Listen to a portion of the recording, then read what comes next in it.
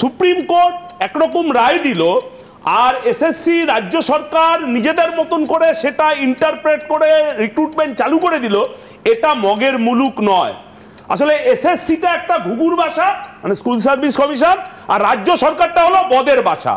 তার পরিণতিতেই এই সুপ্রিম কোর্টের নির্দেশে এত কাঠখড় পুড়িয়ে পরীক্ষা দিল, আবার নতুন করে ফর্ম ফিল আপ 500 টাকা করে তোলা হলো, পরীক্ষার্থীরা আতঙ্কের মধ্যে দিয়ে সেই পরীক্ষা দিল, সেটাও সুসম্পন্ন করতে পারলো না। এত অপদার্থ গভর্নমেন্ট, এই 44টা মামলা তারপরেও এই পরীক্ষার উপর হলো। কি এরা পরীক্ষা নিতে চাইছে?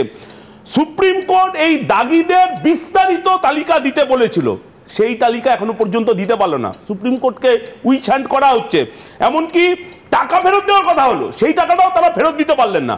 তারপরে সুপ্রিম কোর্টকে এখন টার্গেট করা হচ্ছে।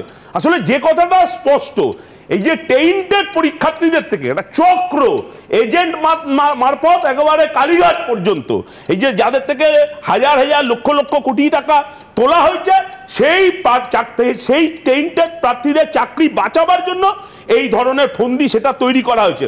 শুধু প্রাথমিক উচ্চ প্রাথমিকে সিবিআই ওরা রিপোর্ট দিয়েছে, কিছু করতে পারেনি। 1,500 কোটি টাকার উপর দুর্নীতি হচ্ছে। এসএসসিতে এই টাকার পরিমাণটা আরো কয়েক হাজার কোটি টাকা, মানে এই টাকার ব্যাপারটা।